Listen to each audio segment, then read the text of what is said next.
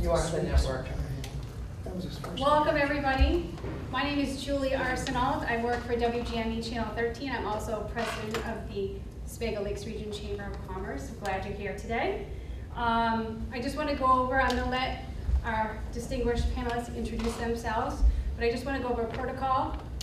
We have questions we're going to do, and at the end we'll open up for Q&A. But I would just ask if you politely raise your hand and I'll call you so we don't have people yelling out a couple questions at the same time. Okay? Susan, would you like to start? My name is Susan Dench. I have a training development advisory firm, and we work with communications. And as we say, we turn small talk into big business. Thank you. Kathy Manchester. I'm Kathy Manchester, and I am a self-employed realtor. I've been selling real estate in the area for 18 years, and currently in the midst of a run for state senate. Woo! Mark? Mark Gier, I'm marketing director at Quorum Savings Bank. Spent about 15 years in media, left that, went into the banking industry, left that, started my own consulting firm, stayed in financial services and consulting, and just recently joined Quorum Savings Bank. Well, I'm the grandmother here. I have been in tourism and hospitality for probably more years than I'd like to admit. Started out on the front line and have been in the ski business, the resort business, boarding camp business, chambers, CVB, and have done consulting for chambers of commerce and CVBs all over the state. And I am now the project development officer for the Office of Tourism. Thank you, Donna. All right, are we ready for the first question, panelists? The term marketing has changed dramatically over the years. If you ask 100 people what marketing means, you'll get 100 different answers. Marketing has to be the driver of business growth. With that in mind, could each of you offer up an example of how your marketing strategies have evolved, specifically in the last year? Susan, you want to start? Sure. I think that one of the great ironies now is that in our hyper-connected world, we're really craving personal connection. And I think that's one thing that we can email away, we can do everything we can except for actually have that one-to-one personal connection. I think that's really been a big detriment to really making connections with our customers and also with our connections to our employees. And if anybody went over and heard Kevin talking before about how he was engaging his employees, one of the things they've done is really sat down with them and they've developed personal connections with them. They've brought them in and made those employees, they've retained them and they've engaged them. And I think it gets much harder when you're in a digital world. So I think one of the things that I learned way back when I was a sales rep was how important it was to keep those connections with my customers going and to keep a two-way flow of information. So I became the trusted advisor. So I used to be in hospital sales, for instance. So one of the things that I did was, this is before the internet and so on, but I was the clipping service. So if I saw something that was of interest to hospital administrators or to doctors and so on, I would clip those things out and I would send them with a personal note. So whenever they had a need for the capital equipment, they would never call my competitors because I became their trusted advisor. But I think that's something that we did then. I think it's much harder to do it now just because we have all the ways to connect without the personal connection. Okay, thank you. Kathy? Thanks. One of the things that we're talking about is change, and I think that's probably why you're all here, is because you need some sort of change in marketing your business to be successful. And remember, the only thing constant is change in business. And we need to change now because people are just too busy to spend any time researching anything. So there is a definite need for change. And what I've found in real estate is the rule is the first one that adapts to change will win. So you have to be constantly adapting to change in order to grow. And if you don't grow, you're dying.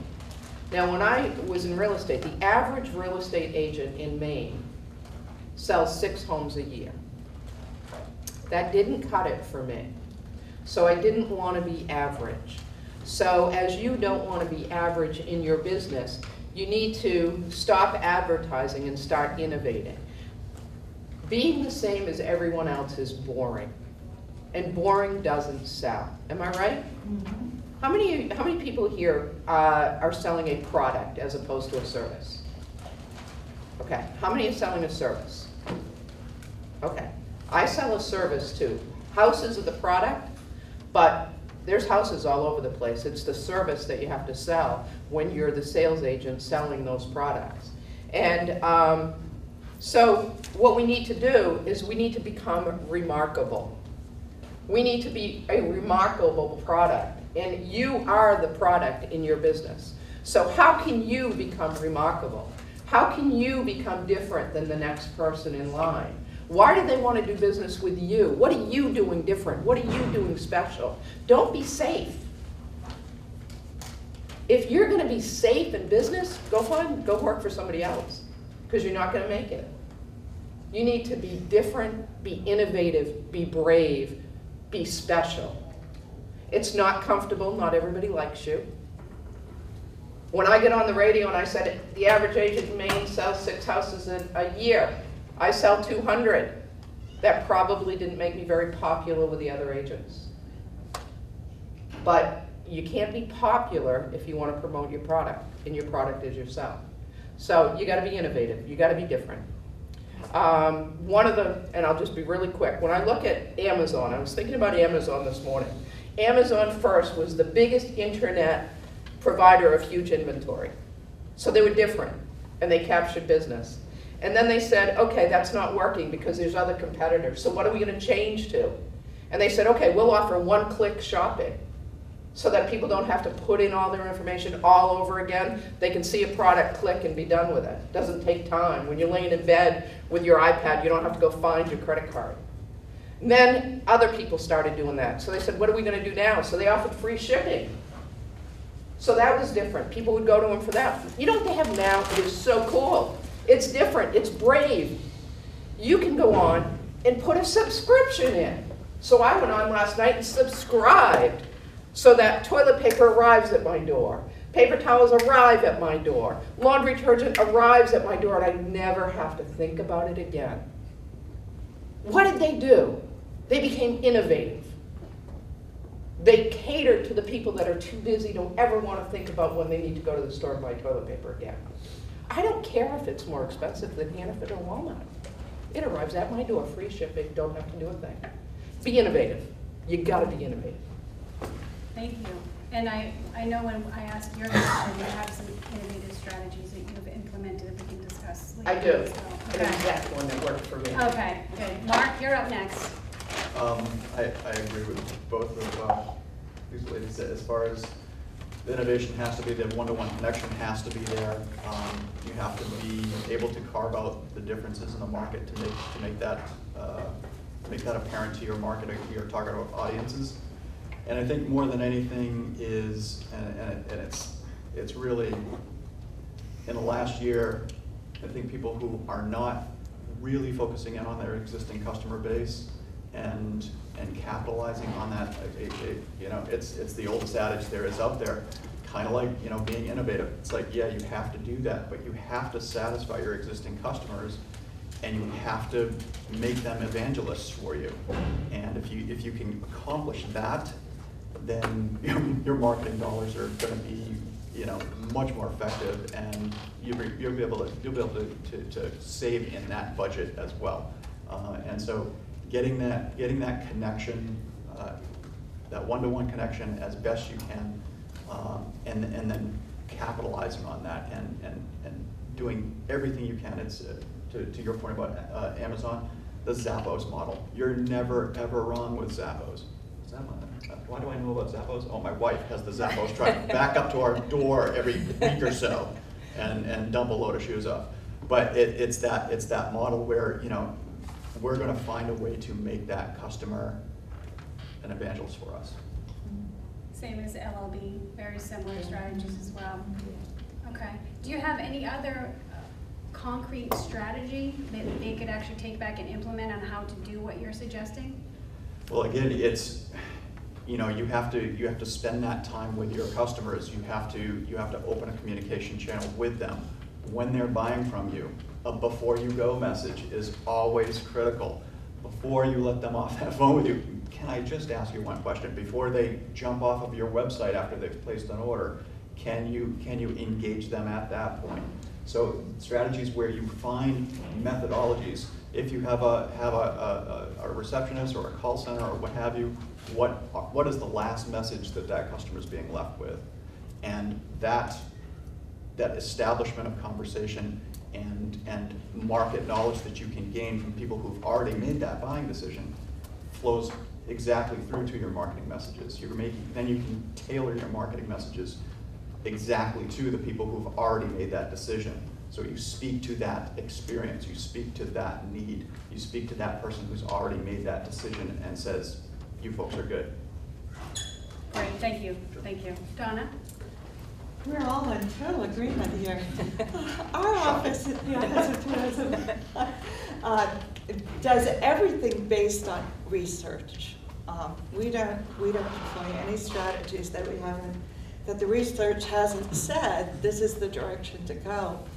And as we researched it, we discovered that customers are seeking emotional connections, just as we've been talking about.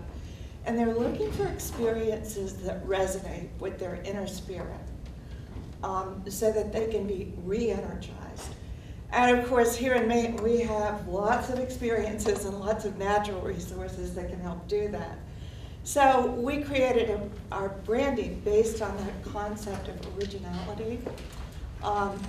Really, it's about Maine being a place where you can follow your inner compass. You can be who you really are and not worry about anybody putting you down or feeling that you're not, because we're all unique Mainers. And that's kind of the way Maine is, no matter where you go. So that's what we use for our marketing. We did something really different. We took real people and began to tell their stories, because people want to hear stories. They want to be able to connect on a personal level. So we took people who are experts in the concepts like foodie experts, people who are experts in water activities, people who are experts at skiing, snowboarding, hiking, and so forth. And we call them insiders and put them on our website, and they tell their story. And we introduce them to the world by video. And they recommend places, they blog for us, they tell people where they like to go in Maine, what they like to do, what they like to see. They share their secrets. And it has become a very, very successful marketing campaign. We're using that storytelling concept and that feeling like they're getting the inside scoop to really connect with visitors that are thinking about coming to our state. And we're also using a concept called third-party endorsement. If we tell the world that we're great, that's what we're supposed to do. But when somebody else says, this is a great place to come, this is a great place to see things and do things, that has more credibility. So using that third-party endorsement. And along those lines, we've done it by connecting with Yankee Magazine, for example. This is a new publication we put together. And it's all the articles that they've done in recent years just on the state of Maine. And it's a free publication. It was a partnership with them, and we're working right now with Down East to do a similar kind of thing. We started putting together quarterly e-zines online, and you can go to our website, visitmaine.com, and they are fabulous. It's a combination of video and written stories. But the video is absolutely gripping. It pulls you in. The first one we did was all about lobster. Everything you ever wanted to know about lobster by real people who are lobster fishermen. And the second one we did was on the Maine Beer Trail. If you're a beer drinker, you have to see that. It's on the website. And the most recent one is on fall touring. Where to go, what to look at in fall. So it's a combination of the written and the video, which is new and different, and people are loving it. We get personally involved through seminars, but the seminars that we've discovered are in high demand because we have 6 people in our office. We can't be everywhere. Today there are 2 people in the office because most of us are out. So if we have something that is in high demand, we create it online and make it available year-round. For example, we put together, I was doing hospitality training seminars all over the state. That was such high demand. We created a free hospitality seminar that's on our website for any business to use any time of year, because as you know, people have revolving doors, and you can't always have a seminar and hit the people you need to hit. So we put that online and make it available year-round, and it's free. So, you know, we're from the government, and we're supposed to be here to help you, but in essence, we really are. Great, thank you. Those are some great strategies. I know I have some questions for later on. So I would suggest as we go along, if you guys want to write down questions, and then we'll open that up later on because they're sharing a lot of information right now. My next question is for you, Susan. You're a networking and connecting expert. Can you please talk to us about Connect Working and how we can use your strategies to elevate our networking/marketing efforts? Sure. First of all, I'm getting really hungry after hearing about the lobster. You didn't mention whoopie pies, but No interest in the beer trail. No, although we have a beer brewer in our family, so yeah, exactly. So in elevating our networking, I call networking really connect working, because networking is you and I know each other. Connect working is a completely different thing. It kicks networking up into high gear to get personal. And really, when you look at networking, a lot of people think of networking as walking into a room and throwing business cards at everybody and hoping something will stick. Connect working is a marathon, it's not a sprint. And when you connect work, what that means is that you actually sit down. Your time is incredibly valuable. But connect working means that you sit down and you put together a plan. And your plan talks about the goals that you have for connect working and how you're going to get into the right room with the right people at the right time, because otherwise you're really wasting your time. There are tons and tons and tons of networking events throughout the state, throughout the country, throughout the world. But you want to really spend your time on those things where you're getting into the right room with the right people at the right time. So I have the acronym I have for a quick way to remember how to connect work is actually called Elevate. So when you elevate, the E, elevate, first of all, you want to engage. And we talked about putting together a plan. Who is it that you need to help you be successful? Is that connecting with somebody who can help you finance your dream? Is that with connecting with some customers or clients? First of all, you need to identify who those people are, and you need to figure out how you're going to engage them. Where do they hang out? And by the way, connect working really is also a lifestyle. So it could be somebody that you meet at your kid's soccer game. It could be somebody that you meet at an event such like this. But you always have to be open to meeting new people and to listening and gathering new ideas and also seeing how you can help them. So the first one is really in engaging those people. The L is for listening, being present. And I don't know about you, but it's really hard when you're in a room with somebody and someone's looking at you and they're looking past you to see who the next most important person is they should be talking with. And it's insulting. And someone was saying the other day about somebody offered their card to someone, they go, oh, I don't need it. That's incredibly rude. But so really what you want to do is when you go out and listen, you want to actively listen to that person, be present. Because when you're talking to that person, they are the most important person in the world to you at that time. So make sure that you actually talk with them, not talk at them, but talk with them and listen more than you talk. The next E is exchange. So you want to go out and there's something called the law of reciprocity. And the law of reciprocity means that the more that you do for somebody, the more they want to give back to you. Which it seems counterintuitive, but I know I was on the phone with somebody giving, an old colleague, giving her a lot of free advice. And at the end of the conversation, she said, well, what are you up to? And I told her, and she said, oh, I've got a resource that you might want to use. I feel so much better that I was able to help you as well as you were able to help me. And there's just something in us as human beings that we want to help other people, especially if we've been given a favor. So exchange ideas, be very generous with the contacts that you know, with your knowledge, and don't expect anything back in return. This is something that you do for people. The next one is V for value add. How do you add value to that relationship? Is there information that you can give to them? Is there a newsletter that you could send to them? Is there some way that you can become so valuable? Because all of networking and connect working is really about differentiating your personal your company, or your product brand, how do you make yourself stand out from the crowd? So what is the value that you can bring to the relationship? What is it that you can do differently that no one else can do? Because that's really where your value lies. The next one is attitude, A for attitude.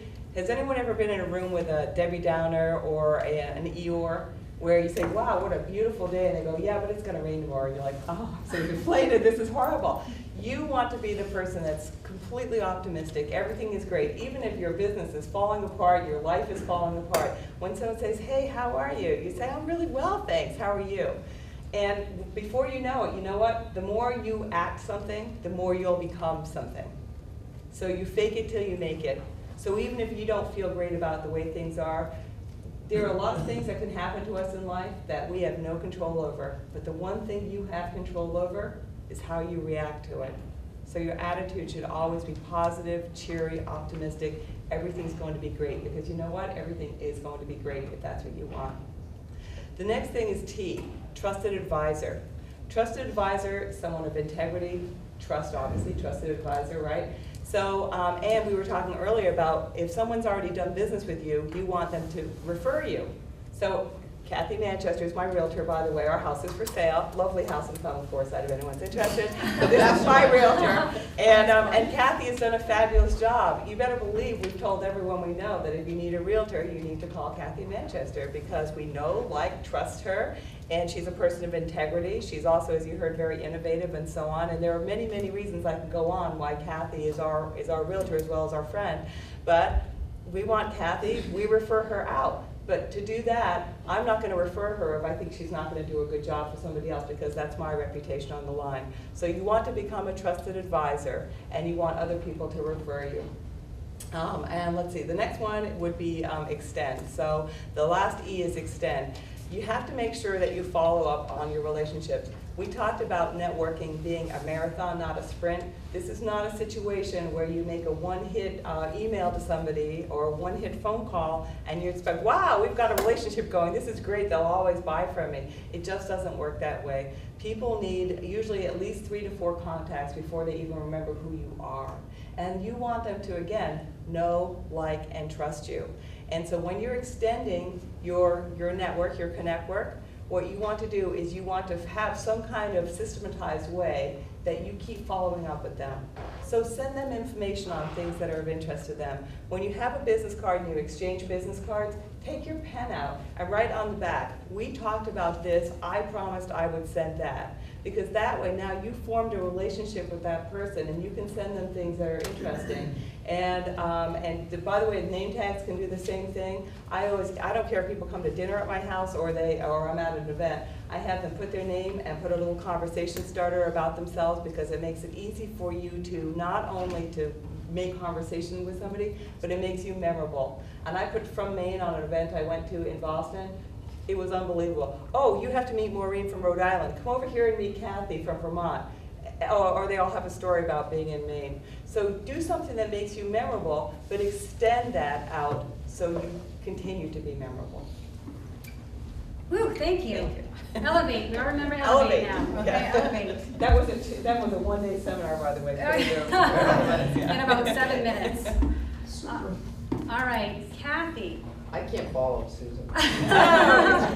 Sure you You're can. You fabulous. follow a lot of her All right. principles. So as more and more people enter the real estate industry, which is by far one of the most crowded, challenging, and competitive industries out there, can you share with us what successful marketing efforts you have implemented at your agency that set you apart from the competition?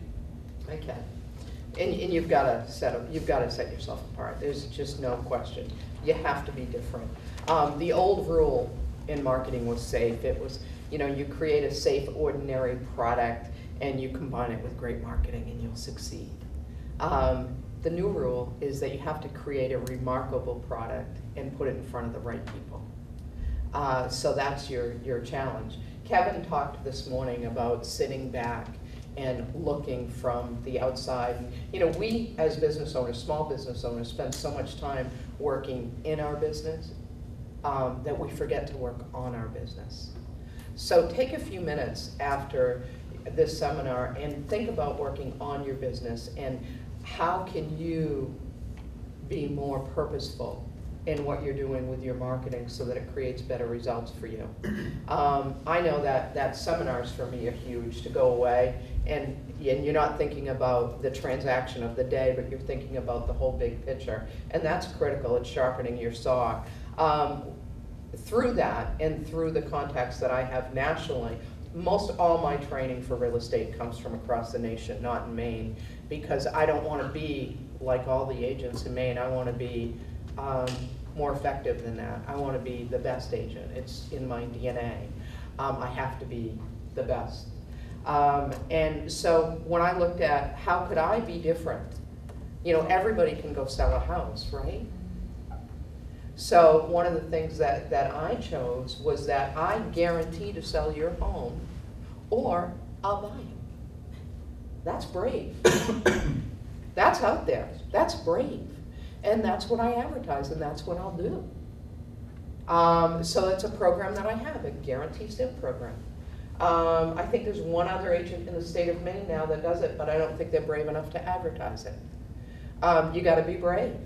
Another thing that I did that nobody else in Maine has done is to have an inside sales agent. I actually have a real estate agent on my team that's never sat with a buyer or seller in her life and won't. I stole her from medical sales. Her job is to sit in front of the computer and sit on the phone and answer every inquiry that comes into my office within 6 minutes. Now we have about, on a bad month, we have 4,000 inquiries. On a good month, we have 6,000. From those, about 10% of those actually fill out a form and say, I want to buy or sell a house. So if my buyer agents were chasing their tails and talking to that many people, they'd never sell anything. So we have an inside sales agent that says, okay, who's motivated, who's ready, who's financially ready, who will buy tomorrow? And those are the ones that we concentrate on. So there's two things there. There's marketing of me as a real estate agent, and then there's marketing within the product that we need to sell. And how do we do that better? And just like with you, you have to figure out how to market you in your business, and then you have to figure out how to market your product. Like Greg, you're a builder. What would it be if you said, if you advertised, I'll build your home, and if you don't like it, I'll buy it back? What would that look like? Karen, you sell investments. What would it be if you said something like, if your investment portfolio doesn't turn a profit this year, you won't be charged? What can you think about for your business that will set you apart? And then brag about it. The media that I chose to brag about it is radio. That's still effective in Maine. Newspapers have not been effective for me. Radio's been effective. Soon that's going to change. And then we have to figure out how are we going to do that. Are we going to social media? Are we going to a different type of radio streaming? You know, you've got to be constantly thinking about where your message is going to people and how your message can be set apart. Does that make sense? And don't forget about TV. I just got to put the plug in for myself. I'm just saying TV too. Great medium as well. I just got to say. But the world is changing. The world is changing, and those of us that are older need to look at where the young people are. You know, maybe it's the commercial between the video games. You know, where are they? Not where are you, where are they? So be remarkable, be interesting, be innovative. Don't play it safe. You have to get yourself noticed. And you have gotten yourself noticed, because I hear your radio commercial at the same time every morning when I'm in my car. I do hear it, and then I go and tell people, hey, did you know she did this? And it gets quiet, just like this whole room got quiet when you said you'll offer to buy it back if it doesn't sell. So that's great advice. And it's real, you know, it's real, it's true. And it gets business. Some of the agents across the country do, if you don't like it, I'll buy it back. Buy a house from me, I'll sell yours for free. I mean, there's all sorts of ways to grab our market and deliver to that market. And you have to think about, what do people want? What is it they want? They want to make money with their portfolio. They want to sell their house. They want to buy their new house. So you just gotta play to what is it they truly want, and how do you deliver that for them? And how do you get that message out to them? And how do you be different from the other 3,000 people that are trying to do the same thing as you? If you haven't read the book, The Purple Cow, go pick it up. And then there's one, The Connector. Oh, mine?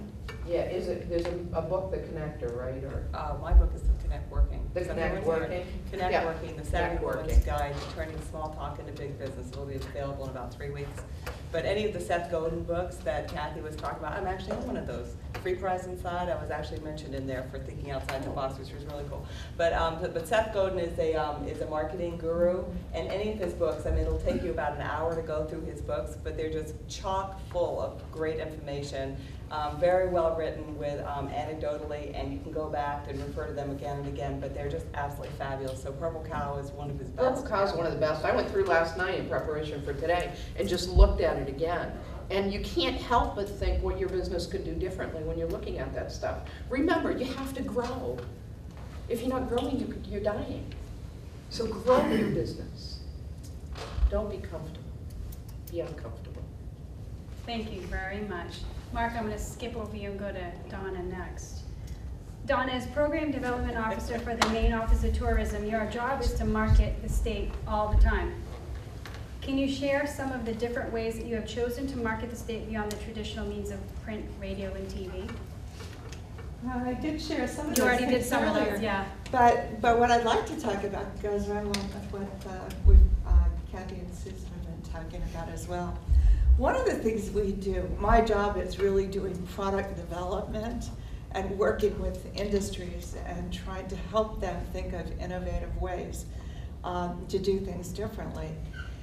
And one of the things we do is listen to the industries under the big tourism umbrella and hear what it is they need and what it is they want. And one of the ways we've been very effective in working is bringing together competitors and working together on things that they all need but cannot do for themselves individually.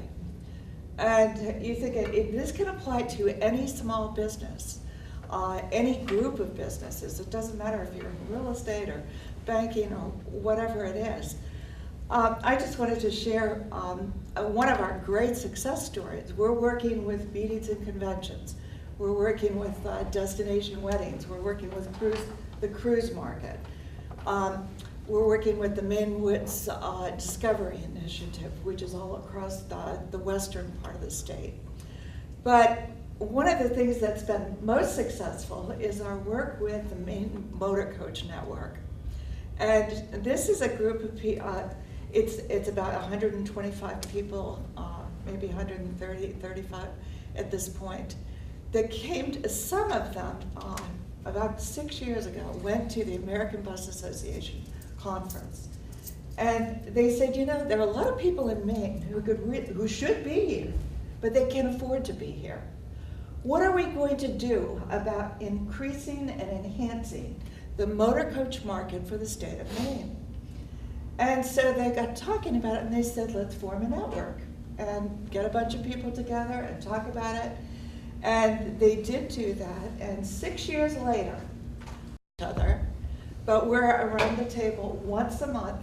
They are friendly, they're sharing ideas, they're excited about what's happening, and we're doing some innovative things. Besides the fact that we go to the American Bus Association and other trade shows as a unit, and now have a booth present and can be a part of the New England presence, Maine really has a presence at the table. They're also doing things like we created a familiarization tour for motor coach tour operators.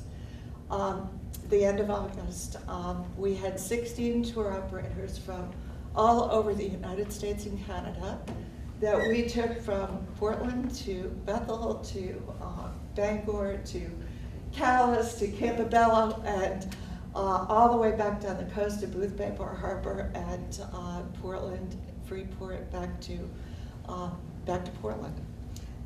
And we even hit a show at Ogunquit. 16 tour operators that did not know the state of Maine did not understand what the product was, and they were all writing tours while we were on that week-long tour. So that's a product that will come back to benefit all of these businesses. They saw things they didn't know existed, and they were totally impressed. The other thing this group has done is every year we do a sales mission, and we go to a market that's very important to us as a state. They determine which market it's going to be. And last year we went at the end of April, and we went to Eastern Pennsylvania. In 6 days, we had over 20 appointments with over 20 tour operators. We went in their office, 8 of us, traveling in a little minibus. And we took our posters and we went in and we do an hour-long presentation in their office, or less if they don't have that much time, and tell them about what there is to do in every region of the state of Maine.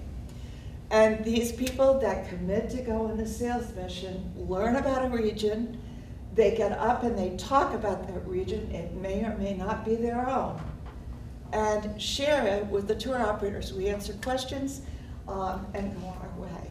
And these few strategies that we've been doing, competitors working together, is making a huge impact statewide with motor coach business. It speaks to the theme of the summit, the power of partnership. So That's thank you right. for that segue. All right, Mark, your experience. I thought you were skipping me. I'm back to you now. All right. Your experience has allowed you to work as a one-man show and as part of a marketing team, thus allowing you to see marketing struggles and successes in businesses of all sizes. That being said, what advice can you offer businesses in our region that has been a consistent best practice? Just a sense of the room here. What size business? How many people have more than 20 employees?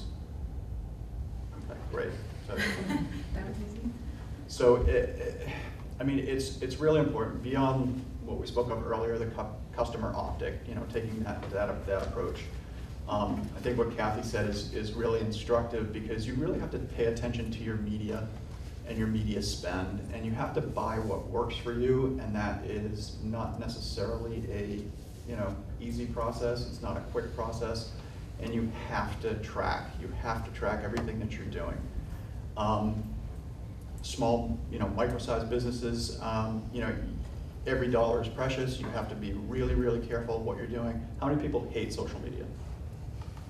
None of you hate it? Oh, come on. All right, well, there's one. They all must love it then.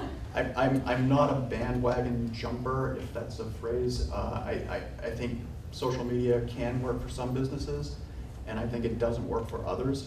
I've worked with clients who, have spent enormous amounts of time trying to make Facebook be the thing that everybody says it can be for them, and it was really just not a great use of their time. It was not a great use of their money. It was not a great use of effort, because it didn't deliver the results. Kathy, she's done her homework. She says, hey, the newspaper thing didn't really work for me, but radio is. That's fantastic, and she's right. It is going to change. One of the most interesting things that I've found in the last year is young people open mail. Who would have thunk it? And if it's a piece of mail from somebody who's already a vendor or a supplier or a purchasing side for them, they are going to open that piece of mail. And the postcards, they work okay. Can work okay. Depends a lot on what the offer is that you have on that postcard. But if it is a sealed envelope, if it's a personalized sealed envelope, we're talking old school here, all right? But if you have the ability to, when you're, instead of having your iPad in bed with you, you have envelopes and a customer list. Because it's different now. I've done Exactly. That's different. that's not the norm anymore. That's exactly it. Right. And so it's an eye opener. I mean, one of the things that one of my clients did last year, just had an assumption that my customers know everything about me and they know all my products and services, and they don't.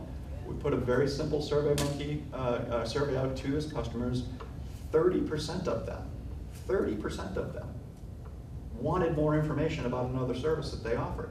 And it's just like, that's just low hanging fruit. You've got to go for that. Anyway, back to the media thing. I think that the best counsel anyone can give you is do as Kathy, try different things. You have to remember that media is just one component. It is your message. It is how you present your message. It is how often you present your message. So you have all those variables to consider when you're buying media, when you're placing media for your organization. And each one of them, it's said it 100 times. I think I've said it to Dan. You have a bunch of levers in front of you, okay? I'm gonna push the TV lever up and see what happens. That didn't really work out. I'm gonna pull that back. I'm gonna push the radio and the print up. Maybe that, no, social media. And you're gonna be constantly evaluating your progress against all those media. Great. Just, you said tracking too. A lot of small business owners don't track it. Yeah, I mean, the great thing about the social media and the online channels is the ability to track. It is much more difficult to track the traditional means. Kathy, I'm guessing you're hearing a lot of things. A lot of people say, "Oh, I heard your ad, and you're using that." But you're also tracking phone calls in and everything that comes into our office gets tracked, Yep. so that we don't waste our marketing dollars. We can't afford to waste our marketing dollars, so every lead is tracked. And by tracking, let's talk about how do you folks do that? What is your, because you can have, there are a lot of different tracking metrics out there. I mean, people can do raw phone calls. If we got, did you say 6,000 in a good month? Yeah. All right. Yeah. So you have 6,000 and, what's that? Yeah, you're not gonna track that with phone calls. That's correct. But again, if whatever metric works for your business, nothing in this game is really a pat answer. You have to really customize it yourself. Well, I think also you need to make sure, getting back to being in the right room with the right person at the right time, and that is that you've got to know where your clients and customers hang out. If they're on Facebook, you need to be on Facebook. If they're not on Facebook, which mine don't happen to be, it's a waste of time for me to do that, so I shut my Facebook page down. So I might find more of my clients on a LinkedIn, for instance, or Twitter. So I think it also gets back to, again, getting back to the plan, knowing who is it you want to connect with, where do they hang out, and how are you going to communicate with them? And once you do that, more of your marketing things can really fall into line. And I think also one of the other things is too about, I know with my clients that I've helped them, and that is that you want to help them be successful. So if I'm a bank, for instance, and I've got trust services, I've got insurance, mortgages, and so on, many banks, they say, okay, well, you come in, you've got a checking account, fabulous, and they leave it at that. But what you want to do is if you've got those other services that you're selling, you want to be able to find a way that you continue that conversation with them so you can sell those other services to them. So if you are a wealth manager, perhaps you know someone on the board of that private school they want to get into, or a summer camp or something, and you can share that, or you know a good plumber. You really want to be in so many parts of their lives and so many parts of their business that there's nowhere else that they go to, because they're always looking to you to provide that information. So with one client I had, it worked with veterinarians. So veterinarians go to a vet school and they learn to be really good clinicians, but they do not know how to run their businesses. So what did they come to the client for? They're saying, help me run my business. And the more revenue they have coming in, just like for a bank, if the bank helps them run their clients' businesses, the more revenue that comes in, the more successful the business is going to be, because there's more spend for them. So it's really important to really get to know, again, we get back to planning, but know your customers and clients, know where they hang out, know what they need, and know how you're going to help them meet those needs to be successful. Great, thank you. Mark, did you want to add anything to that? I mean, I guess people make it more complex than it really is. I mean, really get it down to some of the basics. Media has changed a lot in the last, half dozen years, and we've all been like, oh, I have to pay attention to this new channel now, and it takes more time, and what am I going to do with it? And then you follow that string as long as you can, and say, okay, well, I've assessed it. I think I've assessed it, accurately. I'm going to kill this channel. I'm going to take that away. And I think that just, that's the hard work, that's the nuts and bolts. It's tough, you're running your business, you're responsible for the payables and the receivables, and you're probably the chief salesperson, and you're doing all the other things. And for me to sit here and say, and by the way, boom, here's another pile that's on your plate. You have to go study media. If you have the ability, luxury of hiring somebody to help you with that, that's fantastic. But you still have to know, so that you can know that they know what they're doing and do an effective job there. So again, there is no easy answer for it, and it is unfortunately unique to every business. I'm right now in the process of evaluating our social media plan for the bank. And what has it gotten us? It's been very active, it's been well done, I think, but what does it translate to? And that's a very hard question for us to answer. And so we're going back through, and I'm knocking over rocks and trying to figure out, okay, can we put a metric to this? What has our click-through rate been? When that click-through rate was looked at, how many people actually clicked to the eventual open an account, or made that call or made that contact? So it's a lot of work, and you have to be diligent to it in order to ensure that, to Kathy's point, Susan's point, you just have to make sure that you're not wasting your marketing dollars, because it's just, we all know what cash flow is like. We have a good client, we have a couple of good clients where things are going well, and then all of a sudden their situation changes, and all of a sudden, oh, my revenue just took a hit. That's when I have to spool up my marketing. That's when I have to go get that next client. So those considerations, they're not easy. And we realize that. We realize that we're telling you, yeah, you have a whole lot more work to do if you're not doing these things. It's great. You guys are all saying the same things, very consistent, fantastic. Did you want to add something? Yeah, I got a couple of things to add. I got a lot to add, but I'll keep to a couple. Well, we're going to open up for questions, so save okay. you some room here. All right. First thing that I wanted to add was you have to know your client, as Susan said. When we looked at real estate, we found out that a huge number, like 70% of people nationwide, said that they would use their same realtor again. But the number one reason they didn't was because they couldn't remember their name. So what that told us early on was that we had to develop a program to keep in contact with our past clients. And for the first probably 12, 14 years of my business, 95% of it was past clients and their referrals. And then when that tapped out and said, we're not getting enough from that, I want more business, that's when we went to more aggressive marketing to hit people that hadn't previously been our clients. So you have to know those clients. A great method for you to do that, if you haven't looked into constant contact, you need to look into constant contact. For most of you, it's like $20 a month. So look into constant contact for a good program for that. But remember that your whole key to success in a business is the more people that when they think of whatever your business is, investing, building, real estate, the more people that when they think of your business, think of you, will determine your success. So you have to work on that. How many people, how are they going to think of you when they think of investing? How are they going to think of you when they think of golfing? The more people that think of you, that is it. Everything revolves around that. If you're not in the consideration set, you don't exist. That's all there is to it. And just one more thing about the constant contact, it's content dependent, okay? If you're going to use that channel to market to people, provide them something valuable. I think that's the key is to make sure that the information that you're providing totally does the whiff on it. Great. Okay, I'm going to stop you guys now and open it up. We've got 10 minutes plus. If we want to go a little over, we can. Any questions? I have more questions I can ask if you guys are quiet, but go ahead, sir. Yep, Dan Smith, I'm Smith Office Systems. I have a copier dealership. And one thing that I launched on not that long ago is the LinkedIn. And my question for the experts here are, now that I've got almost 700 or whatever, 500 contacts in excess of that, now what is appropriate and not appropriate?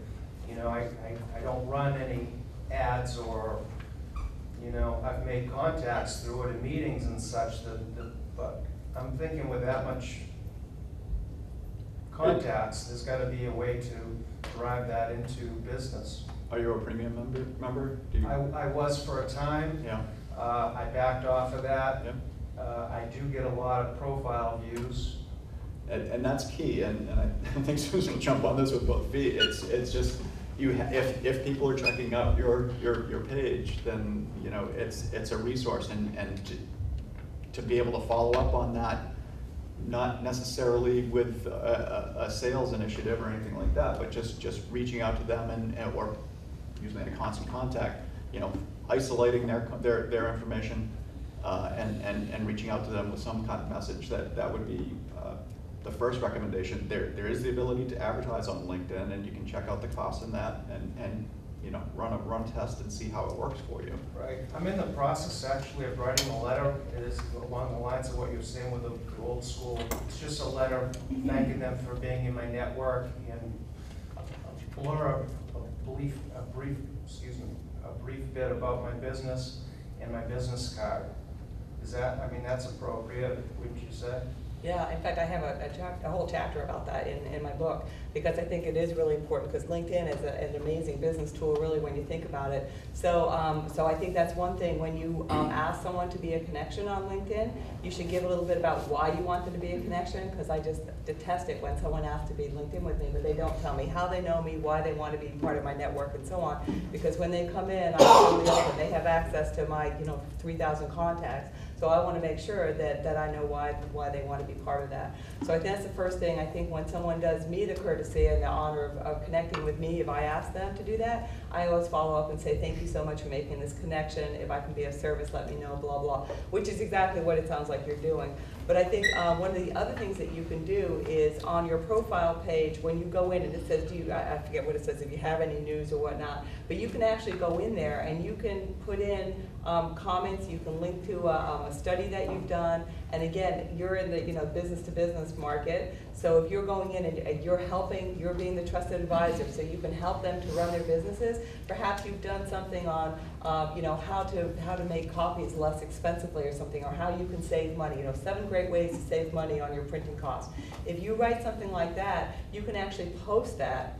And so all of your connections will see that, and you start to become the subject matter expert, and now you start to become top of mind, because as we were saying, that you really want, when someone thinks of copying, printing, whatnot, you want them to think of you. Right. So it's always got to be, what value adding to them? What are you giving them without expecting anything in return, but what are you giving them? But LinkedIn provides that way to do it, not just through making connections, but keeping those connections with your name at the top of the page. Name recognition. Yes. The other thing to go on with that too is that you don't have to be great at that. All you need to know is that you need to do it. I like to say that no job is too small to subcontract. And if you're not good at keeping up your LinkedIn page, then hire some 18-year-old that you can tell what you want on there that is good at that. So don't be afraid to subcontract this stuff out that you're not great at, that needs to get done, because you can't be all things to all people. Right. I'm great at selling houses, but I'm horrible at keeping up my Facebook page. Somebody else needs to take care of that. So don't be afraid to do that. Yeah. Again, do you do service as well? Yes. Yeah, I mean, you probably have some great stories of stuff that's messed up. That's a great point. I mean, Yeah. and social media is great for that particular Yeah. thing. And I mean, if you can put together the top 5, reasons the copier jammed for 2014 in your experience, it's just something that will get read and shared, and I mean, it's something. But that medium lends itself to that. That's so important, because that makes the emotional connection. Yeah. Exactly. And that's what you need to do. Great, thank you. And that's a great question too, because a lot of people are wondering, and now we have the social media seminar this afternoon about how to maximize LinkedIn. And you've got all these contacts, and what do you do with them? And I like your idea about sending the personal invitation instead of the, hey, I'd like to connect you to my network. It's just very generic. So it speaks with everything you guys have been saying as well. Any other questions? I think you had a great sidebar conversation before we started. Susan, you asked Mark, well, how does he differentiate himself as a bank when there's 100 different banks? So I would be interested in what Gorham Saving is doing to make themselves unique in that challenge. You work at a bank? Well, I'm saying I'm an agency that has a division that we are a bank. You know, it's tough, and what to amplify the prior conversation, you know, we in banking, we don't like to think of it this way, but it's the reality, and you have to focus on the reality. You can't delude yourself into thinking, oh, you know, we're X or Y. You know, people go to Walmart, people go to Target, people go to Applebee's. They go to the bank. They don't go to Gorham Savings Bank. They don't go to Maine Savings Bank. They go to the bank. People treat us, refer to us, have us in their lives as a utility. And to ignore that is a huge mistake. Beyond that, we have products that are more or less a commodity. And I'm not talking about Coke Pepsi commodity, I'm talking Hertz Avis commodity. You know, yeah, you're getting a checking account, yeah, you're getting a car. Okay, there's no, what your requirements are for a car, essentially the same thing, whether it be Hertz or Avis, whether they carry Chevys and the other carries Fords. You know, I want a mid-size. I just don't want to be squished. Okay, that's my line. I want a checking account that works like a checking account. That's what I want. And so you have to look at things through the reality that people are considering you a utility and people are considering your products basically the same thing as everybody else. There's little differences and so forth, but they're not differences that are, going to cause people to be like a Coke Pepsi thing. They're not going to feel, no, Pepsi tastes better to me, or Coke tastes better to me. I'm going to McDonald's or I'm going to Wendy's. It's not a physical kind of relationship that you're talking about. It's very, very transactional. So we have to look at things in that environment, and we have to say, all right, how are we going to make the connection with people?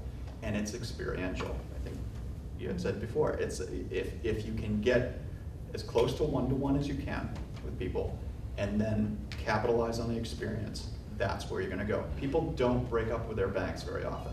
All right, they get you in there, and it's kind of a pain in the tuchus to change.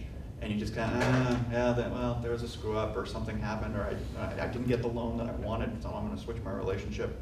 You know, those things are experiences that people have that cause them to do action. So you have to look at positive experiences, because positive experiences will reinforce action, and that's what you have to capitalize on. And then again, when you do innovate product-wise or delivery-wise in the banking space, you have to trumpet it. You got to brag a little bit. And can I add to that too? Sure. That we live in Falmouth, so we were just talking about this. On Falmouth, on Route 1, if anyone's ever been down there, there are umpteen different banks in the space of a half a mile maybe. And it's just, what makes one bank different from another. And I have accounts at 3 different banks, and not one of those banks has ever called me and said, how can I help build your business? Not one. And to me, that's really upsetting. It wasn't your bank, by the way. So yeah, but these other banks, no one, and it's a mix of big size banks and smaller banks and everything. But none of them have ever called and said, how can I help your business? And if someone had called and said, how can I help your business, and really initiated a personal relationship with me, they can grow my business, then I have more revenue to put into that bank. They're going to grow with me. And that's the one thing I think that banks and wealth managers and everybody else can do, and that's they can put their skin in the game as well, and prove that to the client and the customer, that they have a stake in making them more successful. And we were just talking about this. I have a whole way that vendors can get involved in this and everything, but I do think that there are a lot of ways that banks and any kind of financial institution come to that. And I've worked with several wealth management firms. That there is a way for them really to connect, but it really goes back to, how can I help you? Not what are you going to do for me? And the reason a lot of people don't switch wealth management firms, they don't switch banks and everything, because there's a huge pain factor involved. Think of all the online things that you have that connect. It's like, oh, I don't want to have to be bothered with that, but so you don't switch. But how many people do you know that say, wow, I love my bank? And I think it is really a big, again, not your bags, these are my bags, but but I think that they need to. Would you like to switch? Yeah, well, we might have to talk. But I do think that there's a lot, and especially since people aren't going into the banks anymore, so they don't have that opportunity to come out and shake their hand while they're coming in. And you know, everything is online now. So again, you've got that digital age, we're hyper-connected, and we're craving personal connection, because we're human beings. We want that personal connection, and I think that is the challenge. And I think there's a way to do it, but I think that's the challenge for all those kind of services, is how do you bring those two together?